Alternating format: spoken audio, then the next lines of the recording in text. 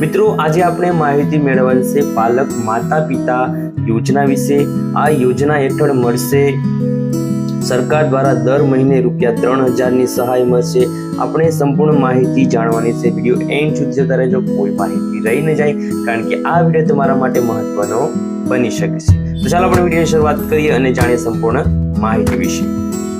આપણે પાલક માતા પિતા યોજના એટલે કે ગુજરાત સરકાર દ્વારા સામાજિક ન્યાય અને અશક્તિકરણ વિભાગ એટલે કે સોશિયલ જસ્ટિસ ઇમ્પ્રુવમેન્ટ એટલે કે SJED દ્વારા ચલાવવામાં આવતી એક મહત્વપૂર્ણ યોજના છે, જેમાં પાલક માતા પિતા યોજનાનો મુખ્ય ઉદ્દેશ એવા અનાથ બાળકોને નાણાકીય સહાય પૂરી પાડવાનો છે, જેમણે નાની ઉંમરમાં જ પોતાના માતા પિતાને ગુમાવી દીધા છે। પાલક માતા પિતા યોજના દ્વારા બાળકોની સંભાળ, શિક્ષણ અને મૂળભૂત જરૂરિયાતો પૂરી કરવા માટે તેમના રક્ષકો જેમ કે કાકા કાકી, મામા મામી, ફઈ, અન્ય કુટુંબના કોઈ પણ સભ્યોને સહાય આપવામાં આવે છે। ખાસ કરીને આર્થિક રીતે મુશ્કેલી સ્થિતિમાં પાલક માતા પિતા યોજના બાળકોને આત્મનિર્ભર બનાવવા માટે અને સમાજમાં તેમની ઓળખ સ્થાપિત કરવામાં મદદરૂપ બને છે। પાલક માતા પિતા યોજનાનો મુખ્ય ઉદ્દેશ શું છે તેના વિશે આપણે માહિતી જાણી લઈએ।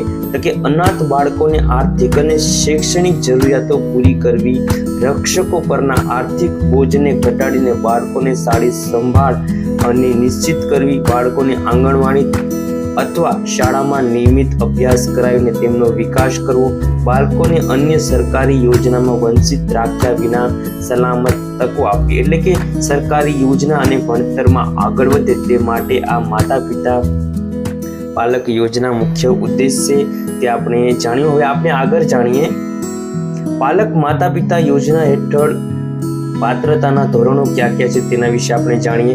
તો અરજદાર ગુજરાતીનો રહેવાસી હોવો જોઈએ, બાળકની ઉંમર 0 થી 18 વર્ષ વચ્ચેની હોવી જોઈએ એટલે કે 18 વર્ષથી ઓછી હોવી જોઈએ, બાળક અનાથ હોવું જોઈએ એટલે કે માતા પિતા બંનેનું મૃત્યુ થયેલું હોવું જોઈએ અથવા પિતાનું મૃત્યુ થયું હોય અને માતા ફરીથી લગ્ન કરી લીધા હોય તો માતાના ફરી લગ્નનું પ્રમાણપત્ર રજૂ કરવું જરૂરી છે। જો પિતાનું મૃત્યુ થયું હોય અને માતા જીવિત હોય તો બિન પૂર્ણ લગ્ન તો લાભ મળશે નહીં।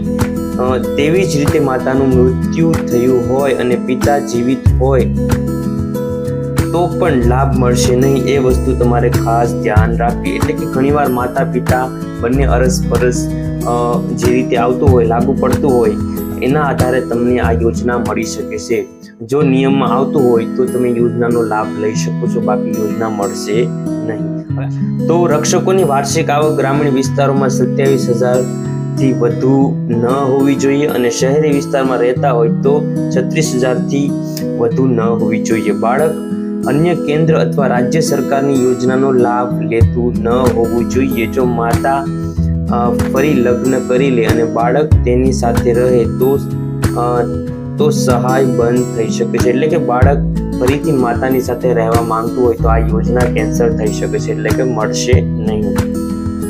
આપણે માતા પિતા યોજના માટે જરૂરી દસ્તાવેજોની વાત કરીએ એટલે કે જરૂરી પુરાવાની વાત કરીએ તો બાળકનું જન્મ પ્રમાણપત્ર, આધાર કાર્ડ, માતા પિતાનું મૃત્યુનું પ્રમાણપત્ર, માતા પિતાએ ફરી લગ્ન કરેલા હોય તો તે લગ્નનું પ્રમાણપત્ર, આવકનું પ્રમાણપત્ર, શાળા છોડ્યાનું પ્રમાણપત્ર, બેંક ખાતાની વિગતો અને રહેઠાણનો પુરાવો, આટલા ડોક્યુમેન્ટ તમારી પાસે હોવા જોઈએ મિત્રો। આટલા ડોક્યુમેન્ટ હોય તો તમે ફોર્મ ભરી શકો છો।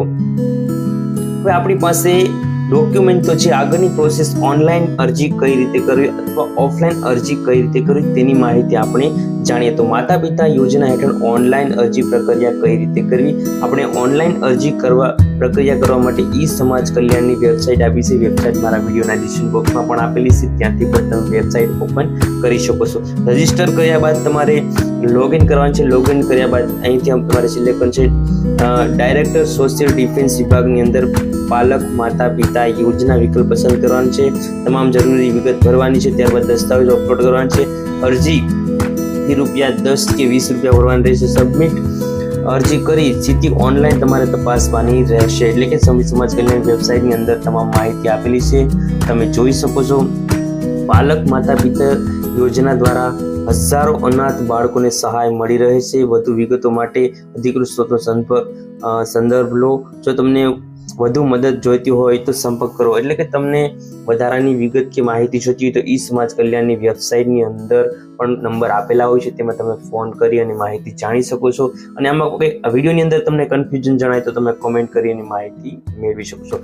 આવા જ માહિતગાર વિડીયો તમને મળી રહે એની માટે અમારી સાથે જોડાઈ રહો. તમારો દિવસ શુભ રહે. ધન્યવાદ. All the best.